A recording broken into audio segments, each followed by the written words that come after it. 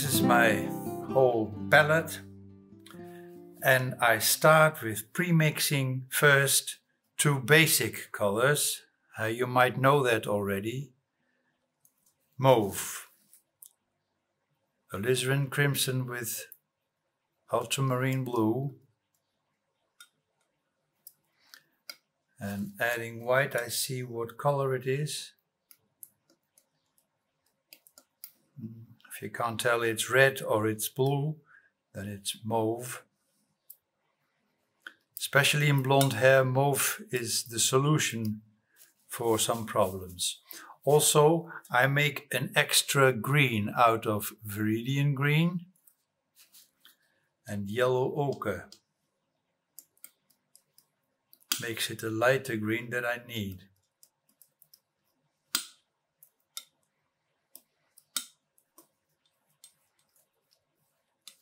And I park it there. In this basic palette, I added raw sienna and cerulean blue. I start mixing the color for the blonde hair. Let me begin with raw sienna. Adding a touch of this green.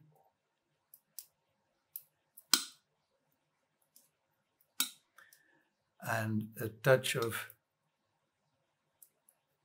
transparent oxide red. Maybe more of this.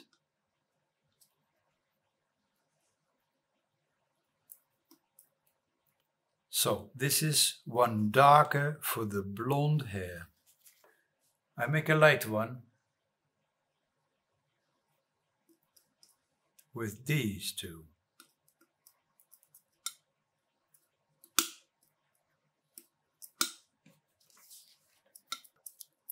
And I will need mauve to knock down the yellowish character of that ochre.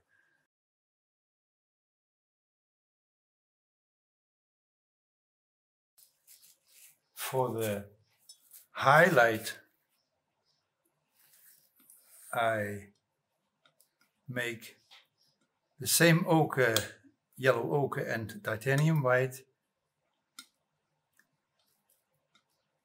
And once I'm painting, I can check if this will do the job.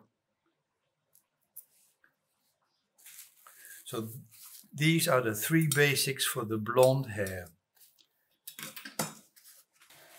Same time I must prepare the flesh color, and I start as usual with Terra Rosa, a little bit of titanium white. And although her skin is very pale, I have to make it a step darker, otherwise I cannot add the highlights. I also make the same combination, and maybe you've seen that video on the 3 color zones in the face, where a man has usually a bluish gray shade on his chin. Well, you will see I can make this color a little bit for this little girl as well. And I add cerulean blue, because that's a blue that is not strong, and it gives a bluish character without being so blue.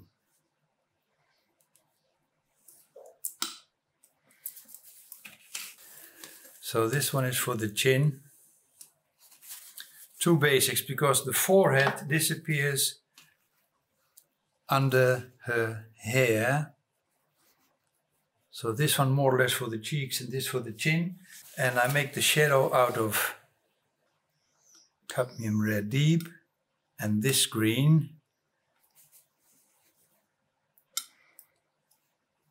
Shadows are not that difficult. Don't be afraid of the shadows. Shadow is red and green.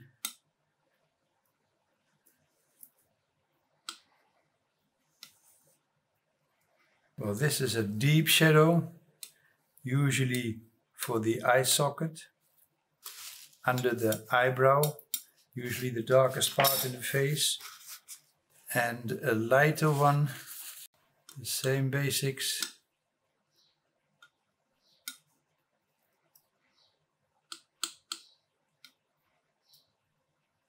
But I add a touch of white.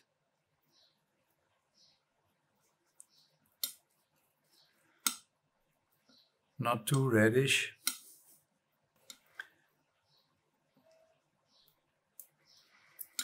This is for the receding planes towards the background, and usually these receding planes are more dull.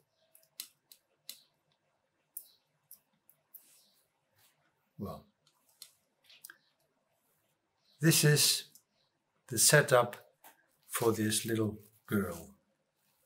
First I start in the hair and the face. A little bit of accents to determine the contrast already. I have to know how dark and how light everything will be. And I do this with raw umber. I add the final painting here so you can see how it grows to the end result. I cannot show you the reference photos of little children on internet nowadays is not so good idea.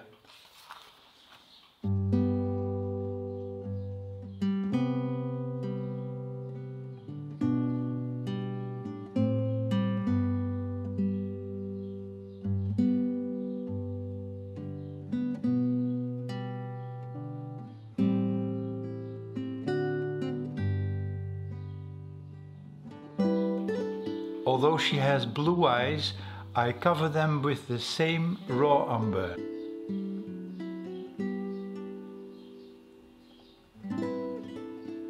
And I wipe it off with my finger. Well, I want to make first a statement for the flower on her head, because that's really a thing that affects the power of the portrait. So let me first cover it with just alizarin crimson. I start with the darkest part of the hair, and that's this one. And maybe I have to make it a little bit darker. I think so. So I add Viridian green, alizarin crimson to the dark,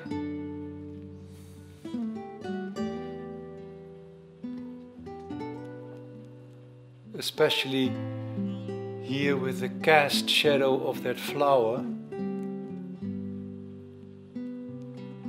These darker accents deep under that flower.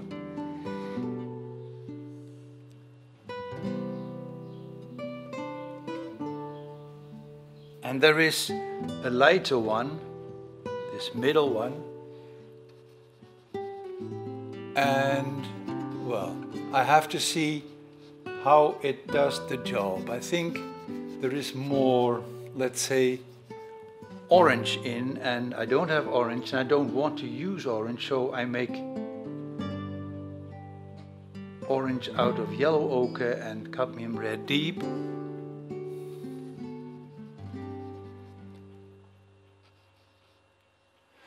But also a touch of green.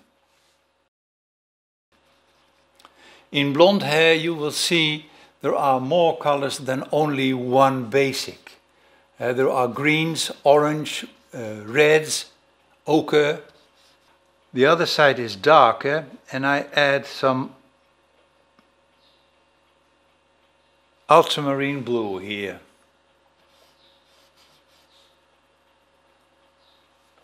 Or should I make, maybe that's a better idea, one of these? Well, we'll see later. The issue with blonde hair is that I know my granddaughter very well, parts where it's really dark, make it dark enough, otherwise the whole portrait gets lighter and lighter. Although she has light hair, make it dark enough.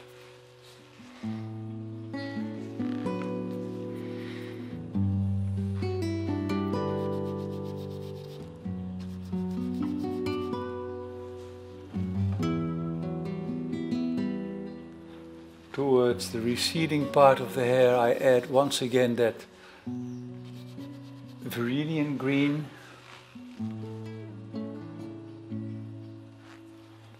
All kinds of colors to be seen, and she has very light blonde hair, but you see it's rather dark here. When you don't start blonde hair dark enough, you will run out of room to maneuver.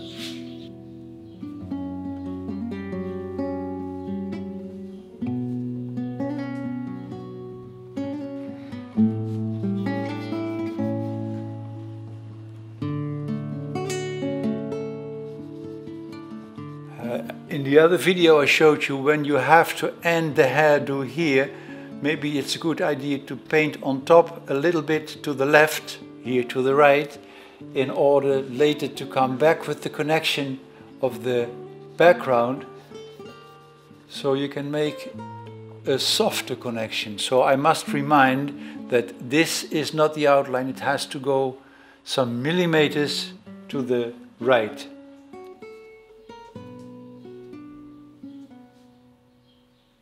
The forehead, the hair is lighter.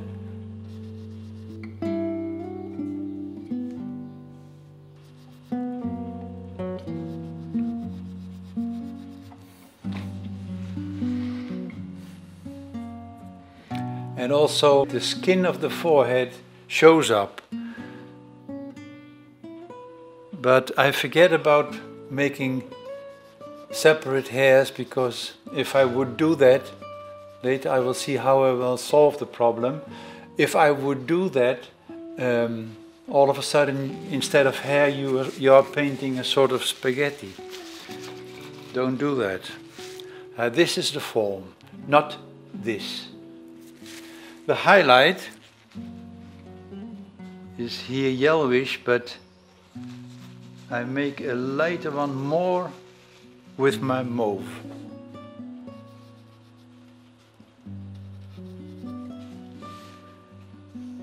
And maybe a touch of cadmium lemon yellow.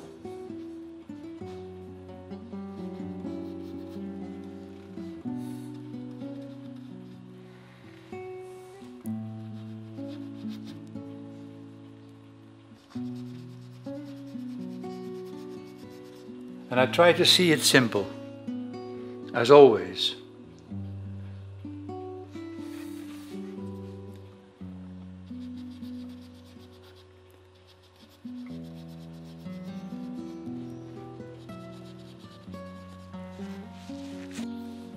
I think I need my permanent yellowish green here. I thought I could do without, but I think it's a helpful one. Usually I have it on my palette, but now I didn't. I make more of this lighter green, the other one, Viridian green, yellow ochre,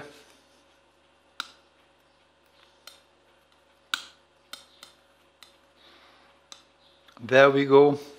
And also maybe I make, as I did just a second ago, orange out of these two. Well, maybe a touch of this one to do more orangey. Take care, because this is a very powerful one. Well, I've painted now the basics of the hair, but it's a step too dark. So I add now more lights. And I start immediately under the flower, and it also gets some reflected colors of this red one. So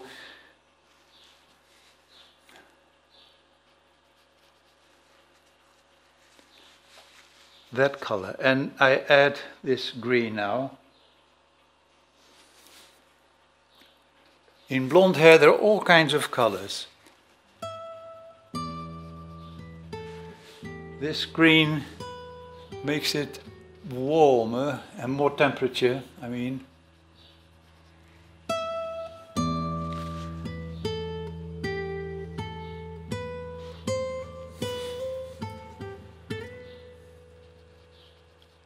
You see, on this darker base I can add more colors.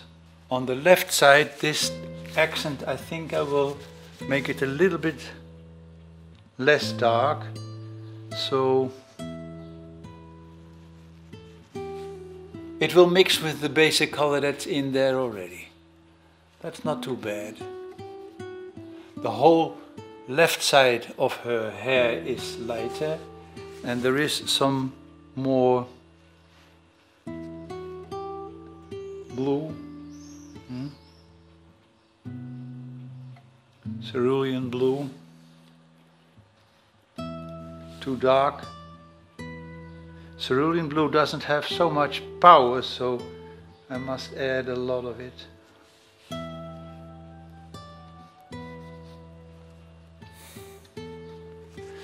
Maybe it's a good color, but it's not a good value. I want to make it a little bit lighter. Here we go. And I connect it with the background. Later I will do the connection. The forehead shines through the hair, but once I'm doing the face, I will paint these things in.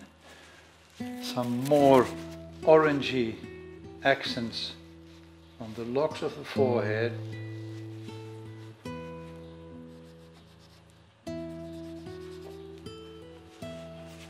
And not too orange, so this green.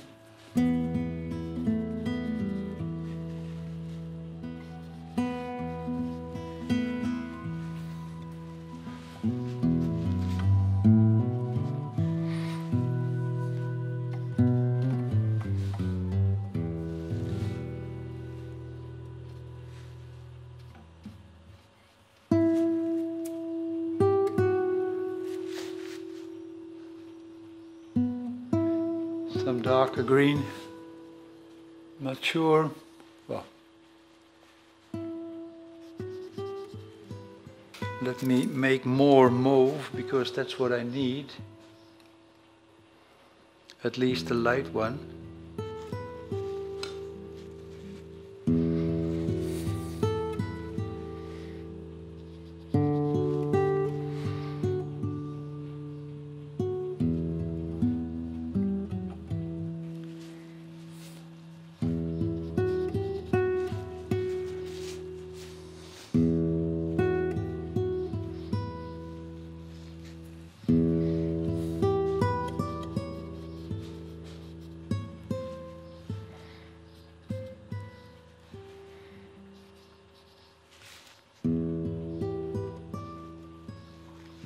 The rest of the highlights are even lighter,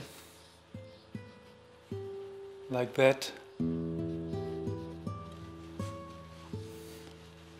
And a cool highlight also could have some Viridian green.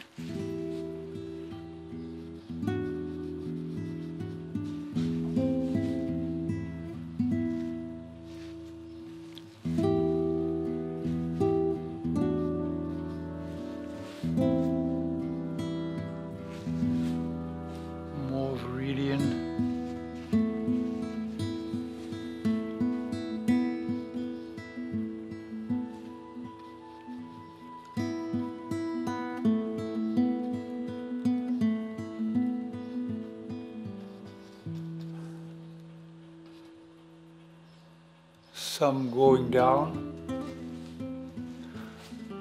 not too many locks. Once again, if you see 100, make 10, if you see 10, make 1. Now, in order to know how dark the hair is, she is light blonde and this might be a step too dark. I can only judge it when I painted the background and the face. It's early enough to make it lighter. Don't panic if you would think, well, this is far too dark, and you start already making it lighter, then you might come in trouble, because if this is in the end too light, the face will be lighter as well. So I wait until then. It's early enough to make it lighter. I start with the shadows in the face. I prepared this one for the shadow here. Almost always this is the darkest part in the face.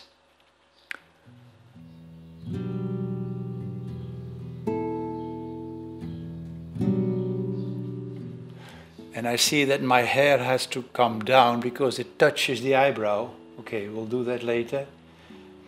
That is the darkest statement for the shadow over there. Under her nose as well, but with a little bit more of red. I don't want to be too dull in the shadow. First I paint always the shadows because it's easier to connect later with the lighter colors. That will do, and a lighter for the receding one. Maybe a mixture of these two. For the shadow part here, it starts on the cheek where it is the darkest.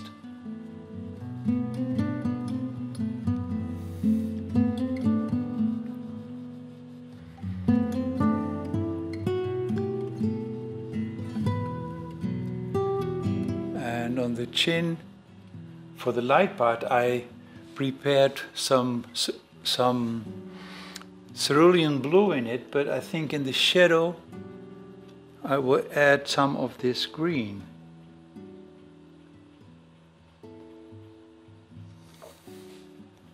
It's always nice to introduce colors in the shadow as long as they are warm. Don't use black or blue. I keep saying that in the shadows, don't add blue or black in the shadows because that is killing.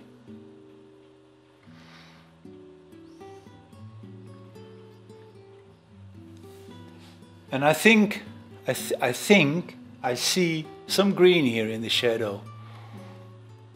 Well, maybe there is no green, but I added this permanent yellowish green to the mixture. And if it's too green, maybe I can later change it. Ears never can be too red, so here we go. And it's far more red than I see in my picture. But knowing that in the end I can change this, but it's always good to start with a solid block in simple shade, in simple planes with clear colors. Well, first I have to extend a little bit the hair because it's more going down. A little bit of everything because it gets down here.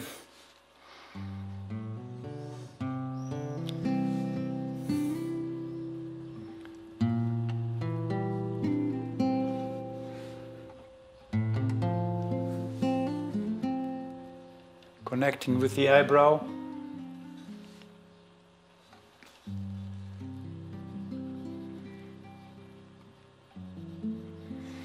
Well, that's it.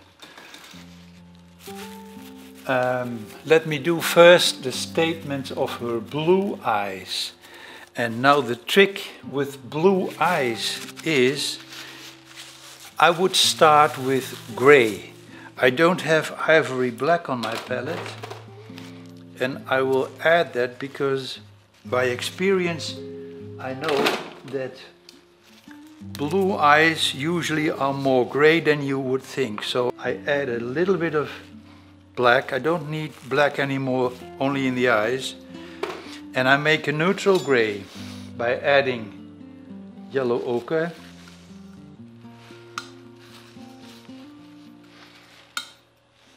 And a little bit of white.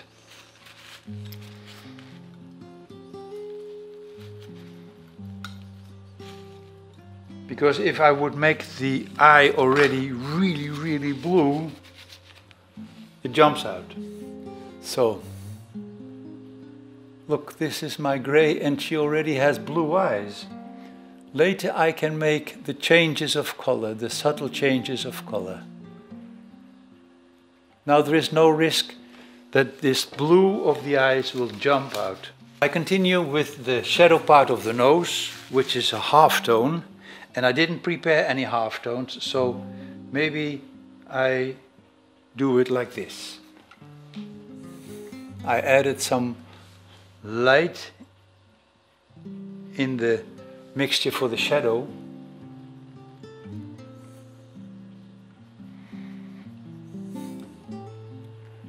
Connecting, going up. Around the nostril wing there is more red. So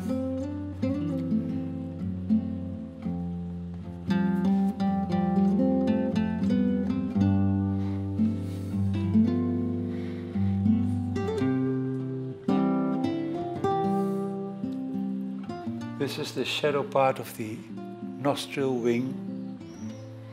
Under her lip, under her nose,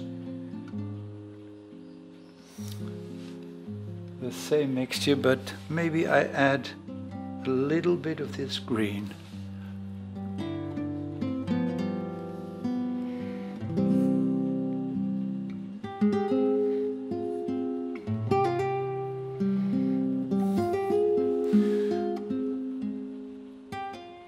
Adding cerulean blue for the part under her mouth.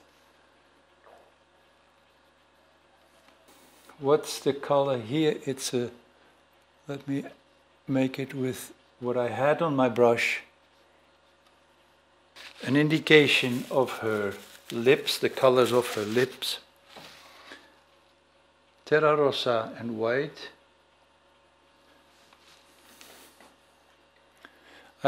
Like I did with the eyes, I just cover the whole area, because later I will check out the color and make a good connection.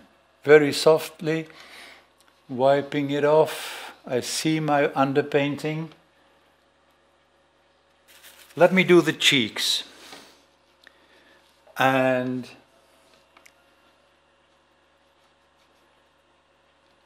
until here I can make it with this color that I prepared. I'll start for the time being with this color, going down.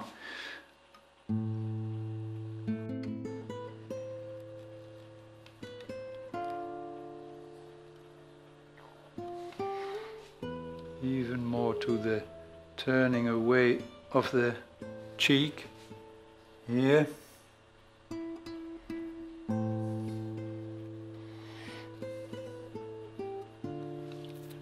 There is some shadow of the wrinkle over here. Maybe I add cerulean blue to that combination.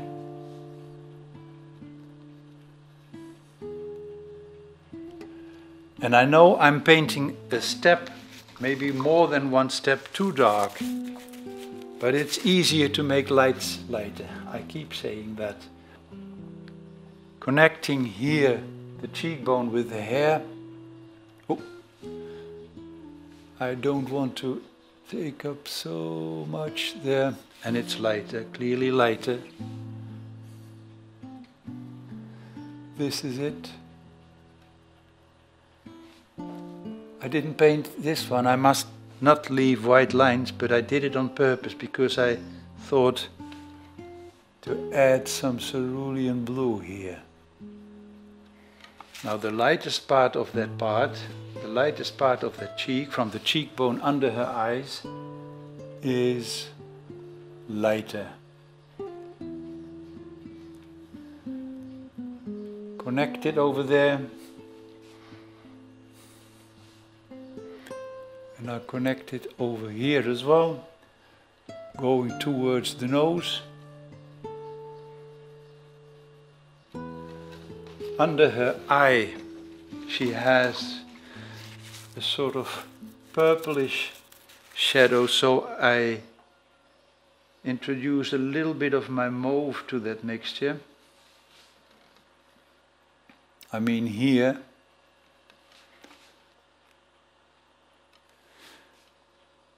more dark.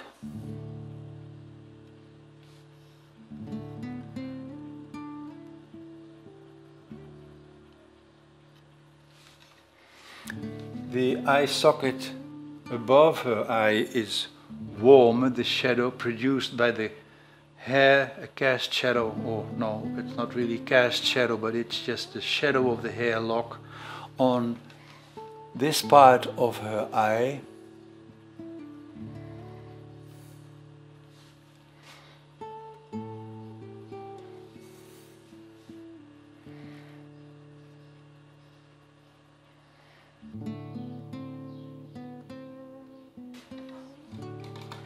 Towards the cheekbone, it's clearly a little bit lighter. I mean here.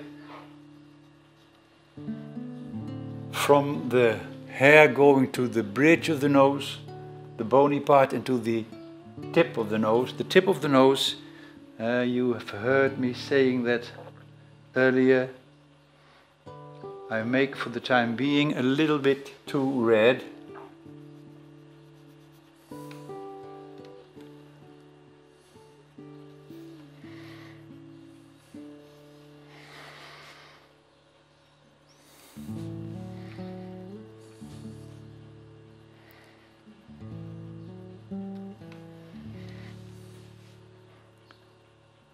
It turns away towards the lip, and there is a grayish shadow, usually a grayish shadow. Going up, it's lighter, but on the left side there is some of this. And also, why not add some of this green, this permanent yellowish green. As long as I introduce clear colors, makes it interesting. I can always knock it down. Coming from the hair to the bridge of the nose.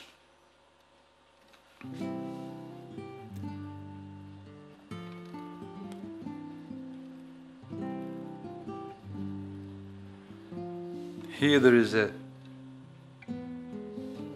tone in between the light part and the shadow, so let me add that from the beginning. The bridge of the nose, maybe there is more crimson in.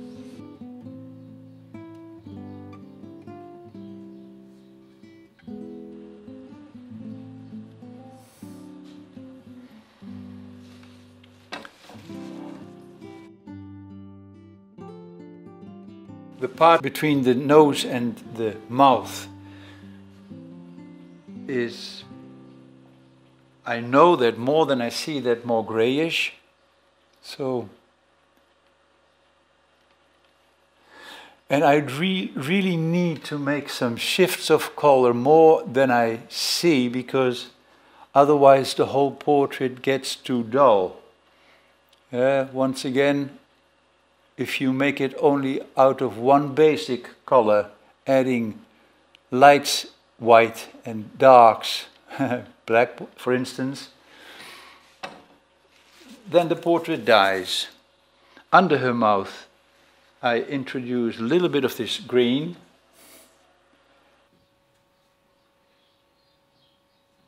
I've been there before and I know it could do the job.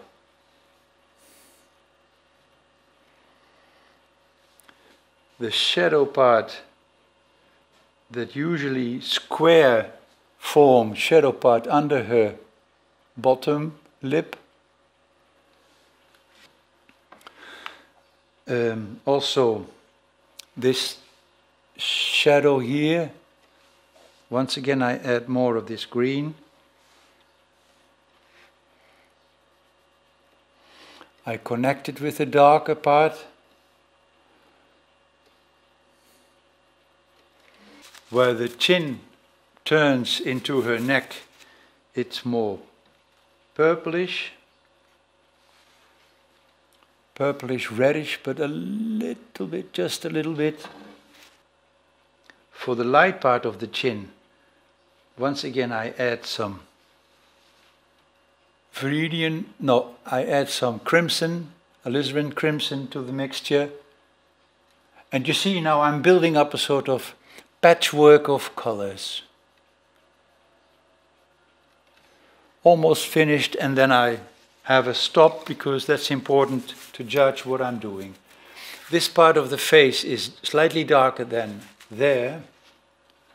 So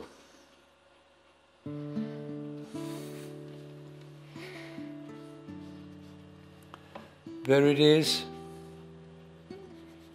I can't show you the reference picture because her mother, and I understand that, she doesn't want to show her child to the public nowadays with all these strange people doing strange things with pictures of children.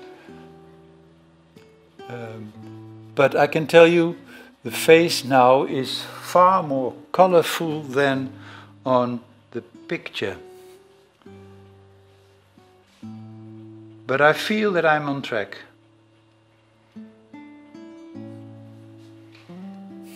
Under the eye, I added some blue. Maybe it's too light, making a mixture here.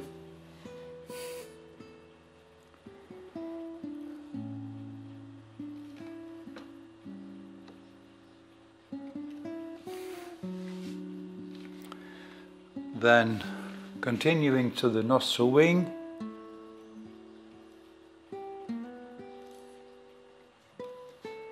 And this light part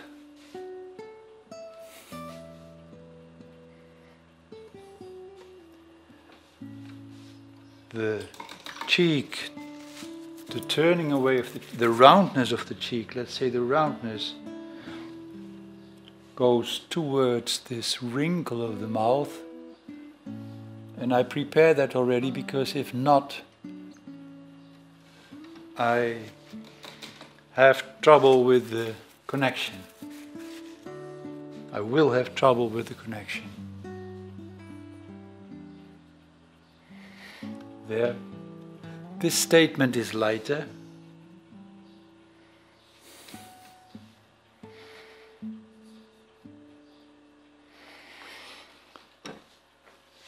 Here and here and here, and then I'm finished with the face for the first stage. So, darker one, but light enough here.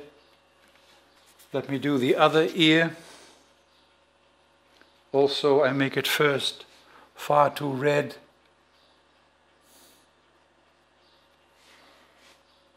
Nothing wrong. I can always get it on track once this basic color is painted.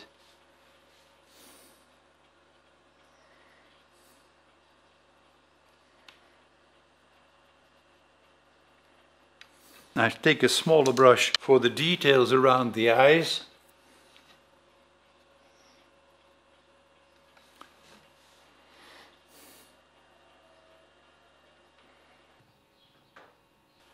Maybe I should do first the darker accents. He has dark eyelashes.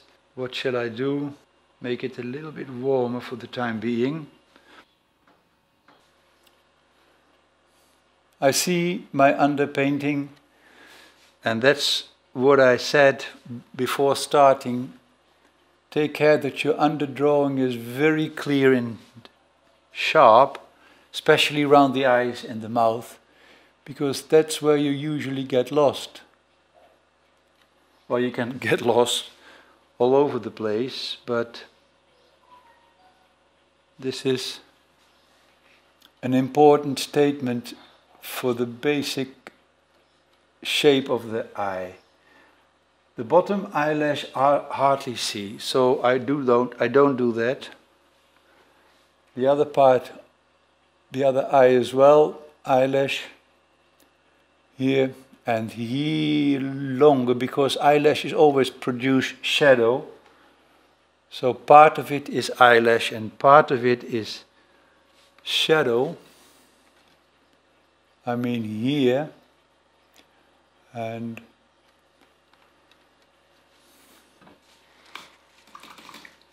the wrinkle of that upper eyelid, I make it lighter.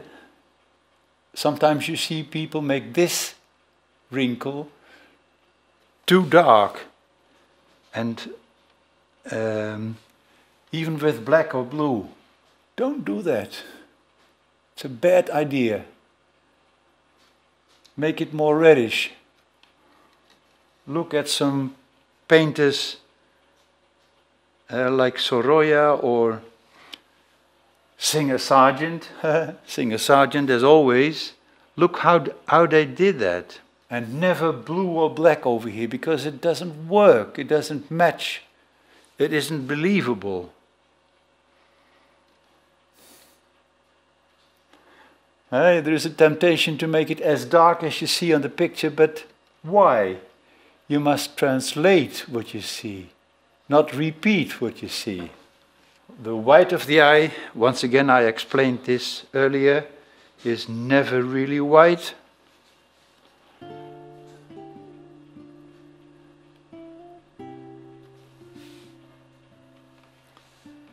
The other side it's dark because of the cast shadow of the eyelash.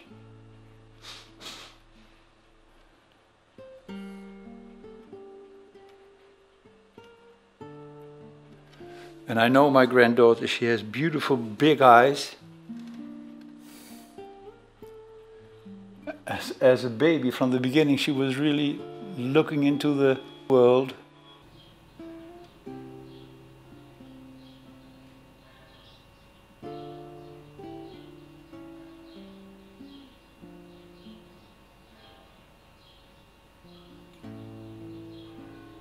The light on the bottom eyelid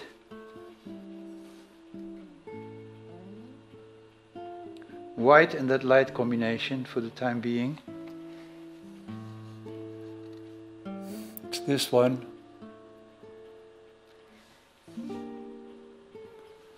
One, two,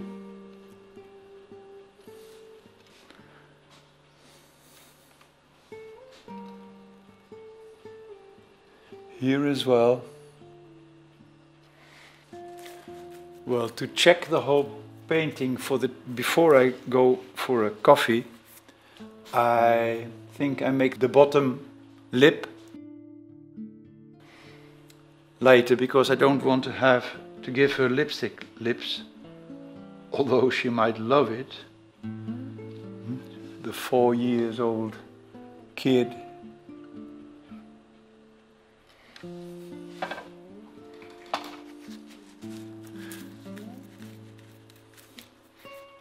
Well, I think I have a rest and check what I've done. I step away, squint, and have a rest. To have a good feeling how dark this is about the values, I have to add some of the background to see if I'm right with my values. So, usually I have a far bigger palette, but because of the video it is more reduced space, but well, I want a bluish, purplish background, light, not that dark. That's what I have in mind, and I'm not sure if it will turn out well, so I just go for it.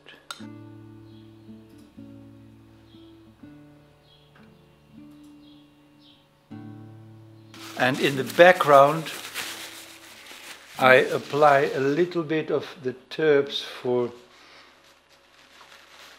as a medium to get it more running.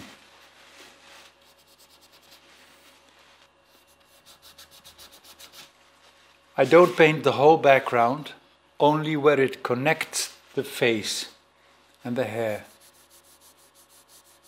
And since I'm doing it very thin, I can change the color later a little bit if needed. I don't want to have a crisp form over there. Going down on that side, I decided, and maybe I'm wrong, but I decided to introduce some green.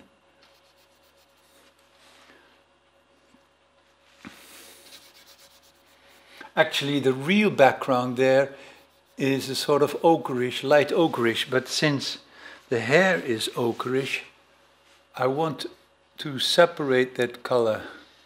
And that's why I thought maybe I make a more bluish one here to give shape to the ear.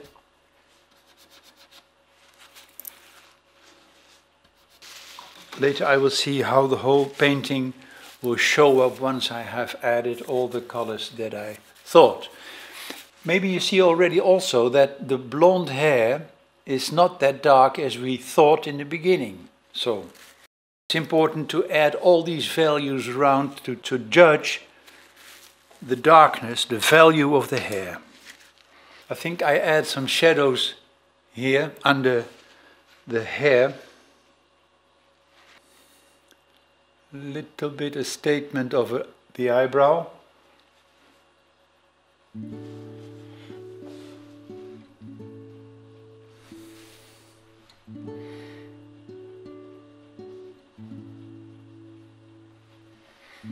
And a purplish one for the roundness of this volume. Not too much, not too much. Shows up too dark immediately.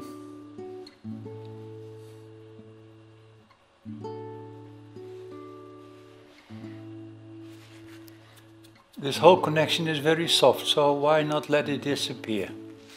And, well, why not this one here, the same thing. Make it a little bit warmer.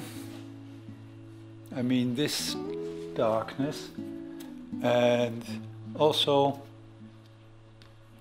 softness. Some accents under her eye, on the bottom eyelid. Usually there is some bluish shade over there, especially with that fair skin, that light fair skin of hers. On the other side as well, but less bluish, but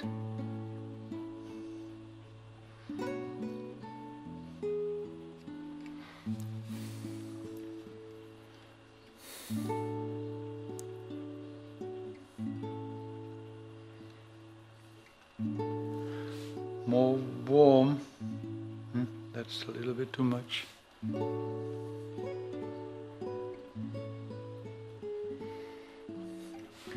Again, back to that purplish shade, mauve.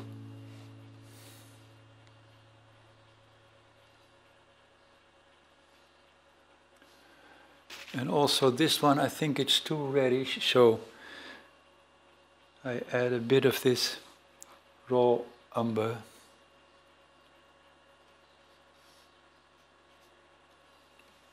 That's it. And a greenish, darker one here.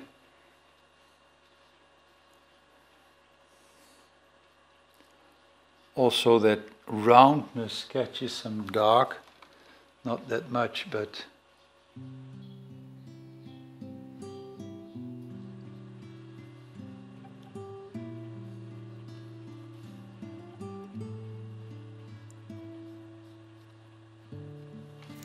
the connection of this shadow with the light part of the cheek. And I will add an in-between one by adding cadmium red deep. Always important to make this transition out of brushstrokes, not by blending. And also the light on her cheekbone here. This is too reddish, too orangey. So I will knock it down with a little bit of this cerulean blue.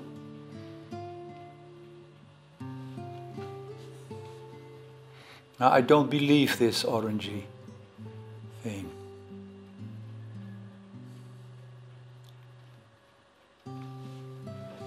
That's one thing. Also the cheekbone here with a lighter accent, and there is some red, but maybe it's more crimson. We'll add more light on the cheek over there.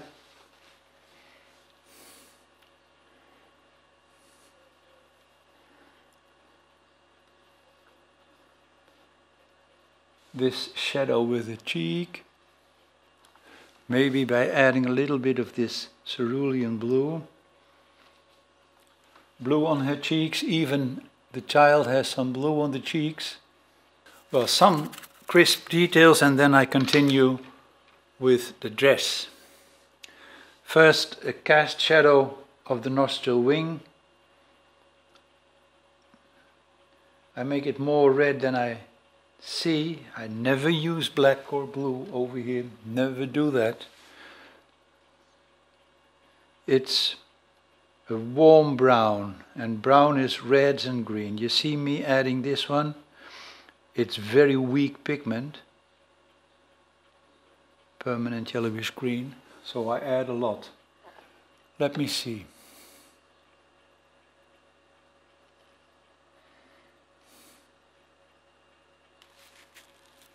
There is a more crisp red.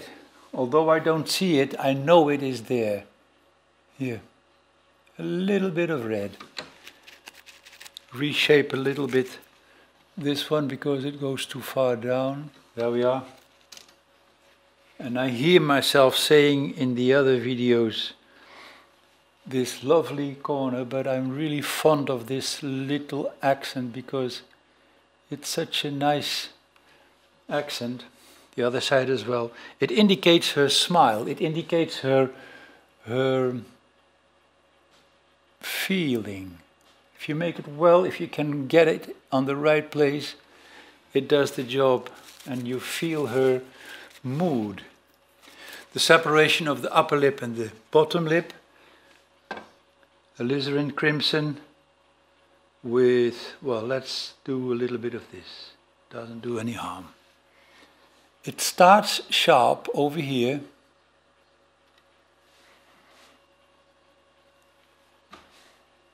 It goes up.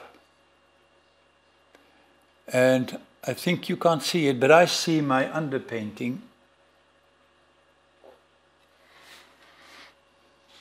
I don't want to make a complete line. I introduce some broken lines, let's say some broken lines. Her lip has some shadow on that side.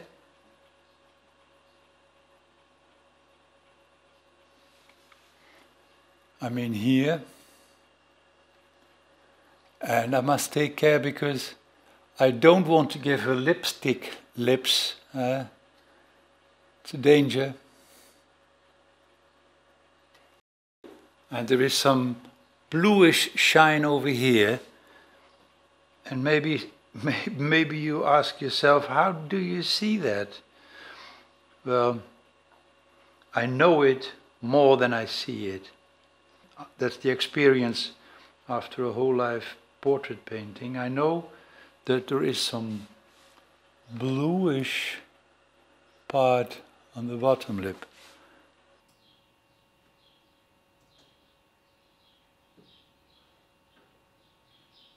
Some highlight over here. Take care that the highlights are not too light. They might jump out. I need some corrections on the philtrum. Let me blend it with my dry, sharp brush. And I do it like this. I sort of hang around over there and some depression here on this side because it's a philtrum. The sofa I want to be more blue than I see. There is ultramarine blue in. Let me add a little bit of cerulean blue, touch of white because all of a sudden it might be too dark. And now you see the effect of the purplish underpainting, the magenta underpainting. It's really blue, and I must knock it down a little bit by adding a touch of alizarin crimson. Makes it less blue.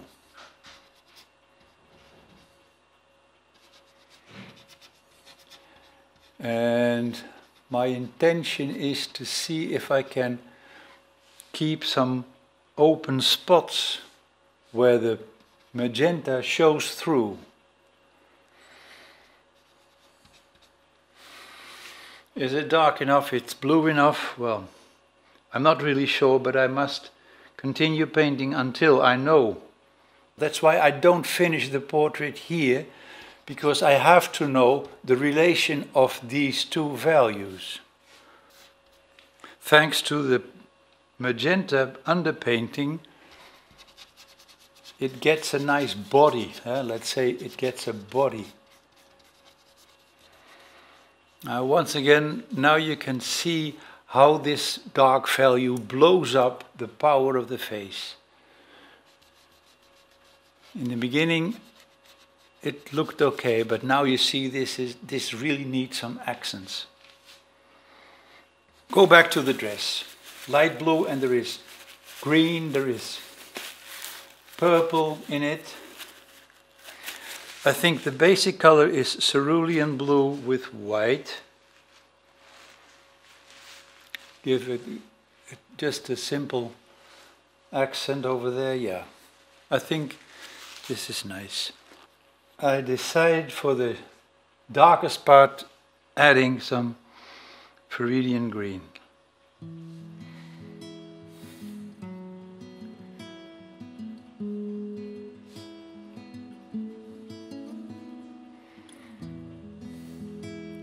I always start with the shadow also here, like in the face.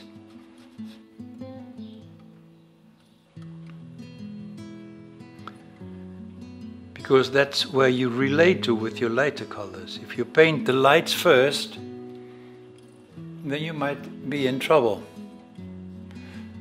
And I know most of you, well, I know most of you, I know people are afraid of the shadows and they start with the light tones because they feel more safe there. It's the wrong approach. I would say be brave and do the shadows first.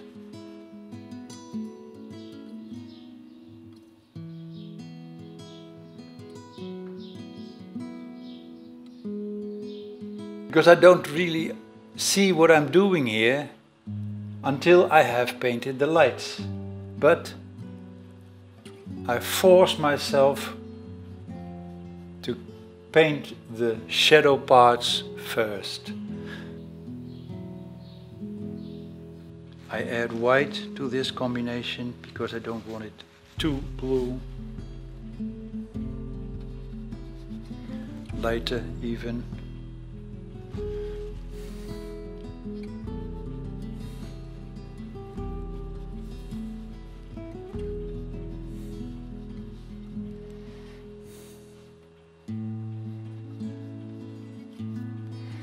And I apply paint. Now you see light parts more opaque.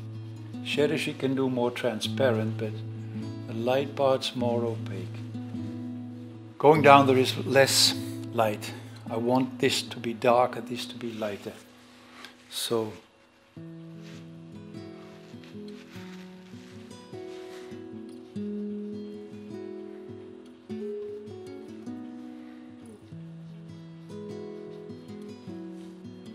I see some green in this one. Here. And it goes there. Here maybe some crimson. At random I add colors to the blue, otherwise it will be dull. The first cut is the deepest. If you can let the brushstroke untouched, the fresh first brushstroke usually is the strongest.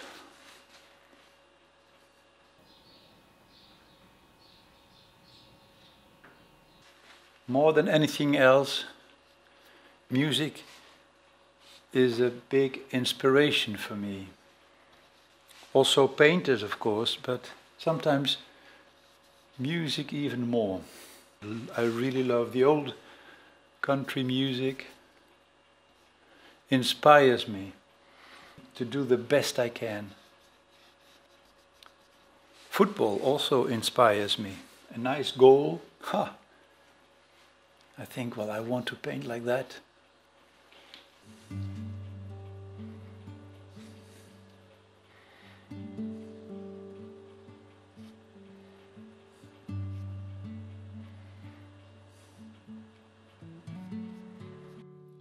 You see me wearing a red t-shirt, that's not the best idea.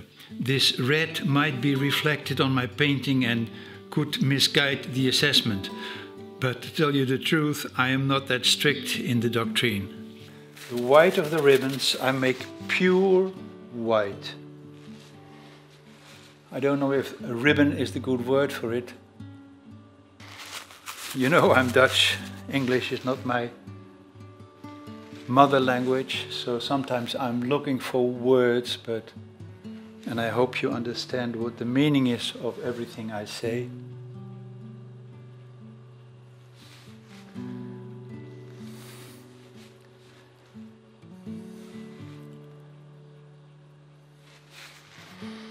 Really a load of paint.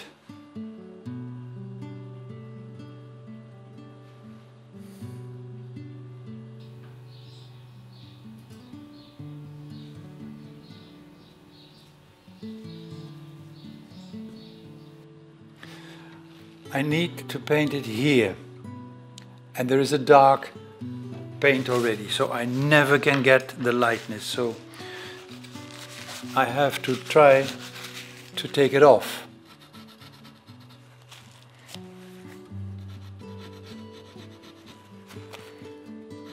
So with my palette knife I try to take it off a little bit. Here. This of the ribbon towards the back of the little girl.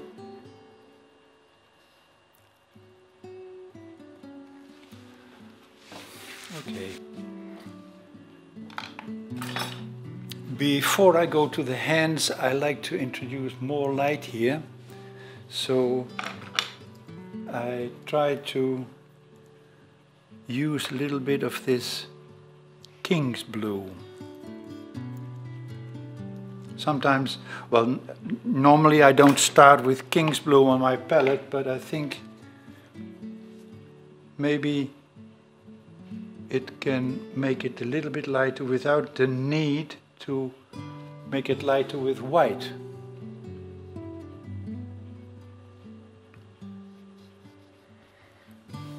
And the hands are clearly more in the shadow than her face, so it's a couple of steps darker.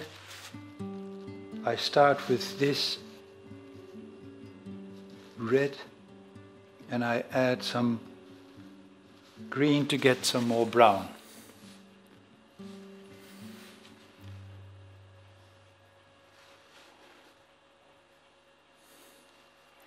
And although it doesn't show so much hand, it has to be well painted. It has to give the feeling of a good hand.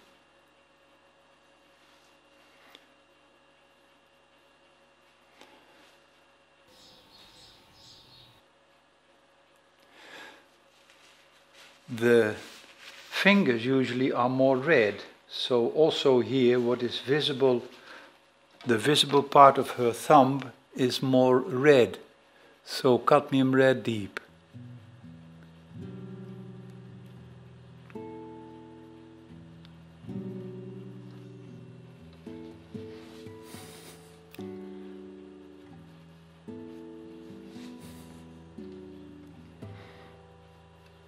Maybe it's too chocolate.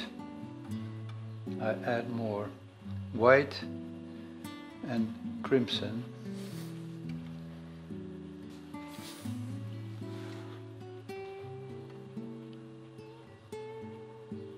I want to add some blue going up here because there also might be some reflected blue of the surrounding. A thin contrast line where the arm disappears in the sleeve. As I said, this is always very important. You will see all these little dark accents are very important at the other places as well.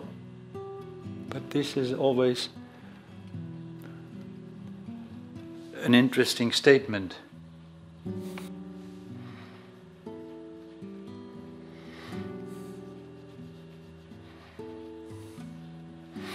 Maybe I should make a demonstration one day on hands, how to paint hands. I see a lot of people struggling, and the main reason is that they don't know the form. If you know the construction of the hand, it's easier to paint. And I make the connection with the background. And at the same time I soften the form because I don't want to be crisp at the border of a painting. I don't want to be crisp over there. Before I continue here and in the face, I make some more shape of the flower. I want to paint as if this flower is a sort. I'd like to see it as a lamp that shines into the background. I hope you see what I mean. I don't want to articulate, to explain so much real flower, but I want to have a nice element, painterly element. I go down a little bit with the light on her chin over here, on her cheek over here. Maybe this is too sharp, and here also a little bit softer, softer, this also softer.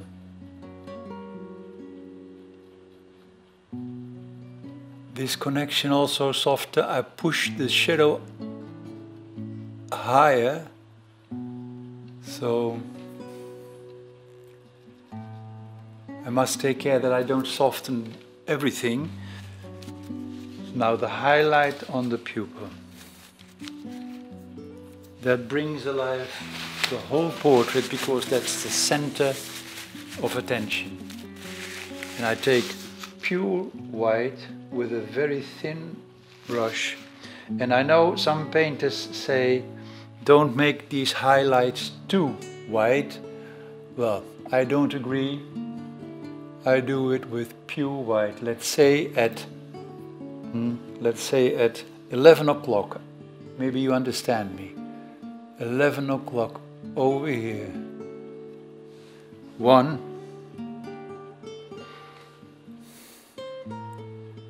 Make a sharp point to my brush. And 2.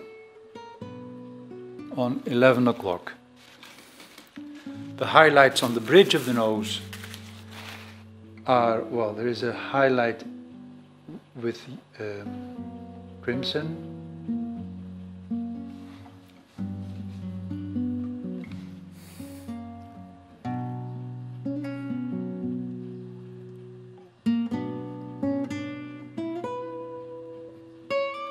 Like that. And on the tip of the nose also, always.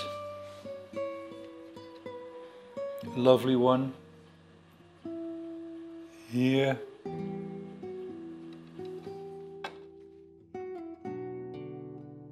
It is the day after now, and I see the painting with a clear view. On the left, the stage where I stopped yesterday.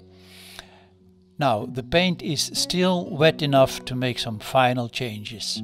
This morning my wife suggested that the heavy lines and accents in the dress might distract too much from the sweet features in the face, and she is right. So I strongly reduced the emphasis on those folds, and it's better now.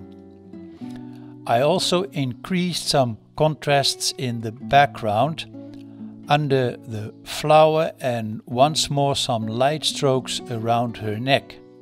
I added some tiny frolic strokes to the white ribbon to give more the impression of lace without really explaining it. Maybe there are still some details to improve, but I think I stop here. Thank you for watching. Please write me if you have any questions and I'll try to find an answer.